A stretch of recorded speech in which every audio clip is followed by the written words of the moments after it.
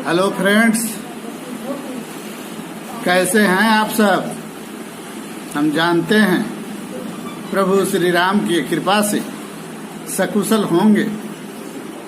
मैं उन भाइयों से पूछना चाहता हूं जो आए दिन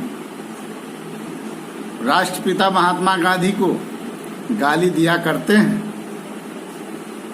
हमारे महात्मा गांधी जी उस समय लंदन पढ़ने गए थे जिस समय हमारा पूरा भारत दयनीय स्थिति से गुजरता था। आप सब बताएं कि वो कैसे होंगे और कितने पूंजीपति होंगे कि उस समय वो लंदन पढ़ने गए थे।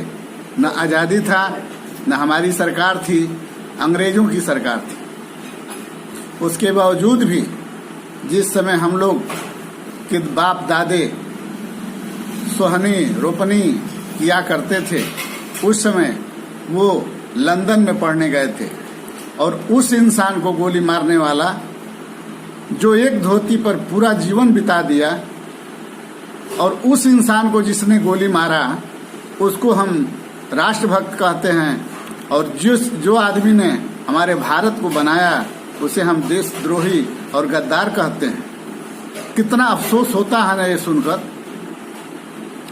हम ये पूछना चाहते हैं कि जो लोग गोडसे को देशभक्त बताते हैं उनसे मैं ये पूछना चाहता हूँ कि किसी भी किताब में कहीं भी अगर लिखा हो कि गोडसे ने किसी अंग्रेज को थप्पड़ मारी या गोडसे ने किसी अंग्रेज को नीचा दिखाया या गोडसे ने कभी किसी अंग्रेजों के साथ हाथापाई किया तो मैं भी उसका भक्त बन जाऊंगा।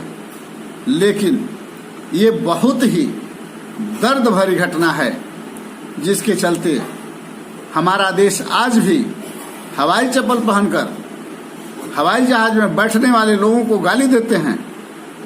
वो गांधी जी की देन है। गांधी जी की देन है कि गोडसे ने गोली मारी फिर भी गांधी जी कहते हुए मर गए कि माफ कर दो, बच्चा है, रास्ता भटक गया है कोई ऐसा इंसान जिसने हमारे देश के लिए सारे ऐशो आराम कपड़े लत्ते पहनना छोड़ दिया।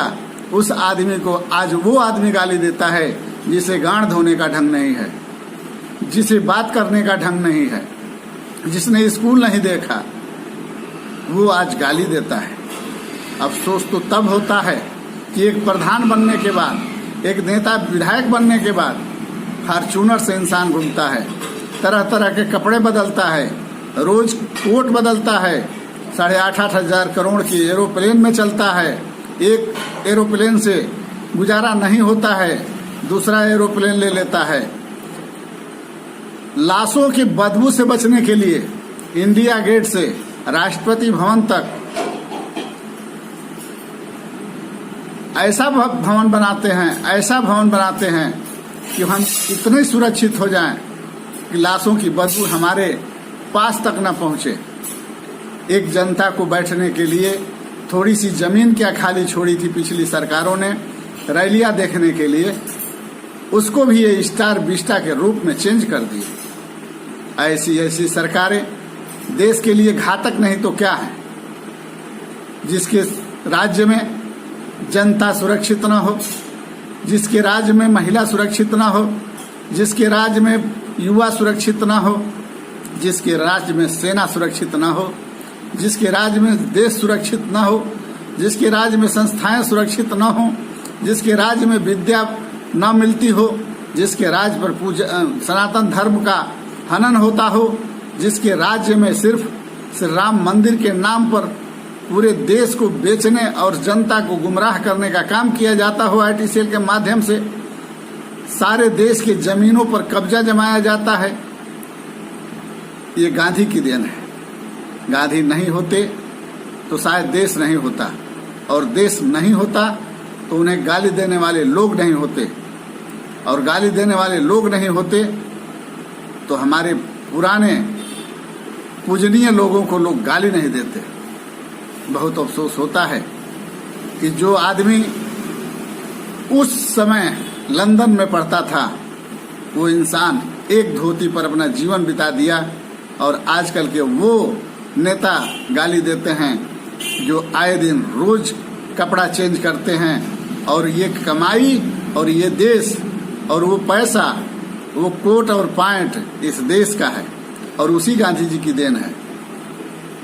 शर्म आती है ऐसे लोगों से, शर्म आती है ऐसे लोगों की बातों से कि जो उस महान आत्मा को, जो मरते मरते प्रभु श्री राम का नाम लेते हुए अपने शरीर को त्यागने का काम किया, उसे भी श्री राम के नाम पर गाली देने के काम करती है सरकार। इसी सब बातों के साथ मैं आप लोगों से निवेदन करना चाहता हूं कि आरटीपी लागू कराकर संपूर्ण समाज को एक अधिकार दिलाया जाए ताकि हम नेताओं और अधिकारियों से लड़ सकें। इसी सब बातों के साथ एक भारत श्रेष्ठ भारत और नए भारत के निर्माण में भारत गौरव मान्य संतोष कुमार यादव जी के सपनों को साकार करते हुए नए भारत के निर्माण में सहयोग और साथ दें, तभी हमारे देश में प्रत्येक परिवार को सस्ता भोजन, प्रत्येक परिवार को एक नौकरी, प्रत्येक परिवार को एक गाय, प्रत्येक परिवार को एक गाड़ी और प्रत्येक परिवार को एक घर का सपना पूरा होगा। इसी सब बातों के साथ मैं भारत के गांधी 2 डॉक्टर राजेश कुमार सिंह तोमर, भारतीय जननायक पार्टी, अपने बातों को विराम देता हूँ। जय हिंद, जय भारत, जय सर्व समाज।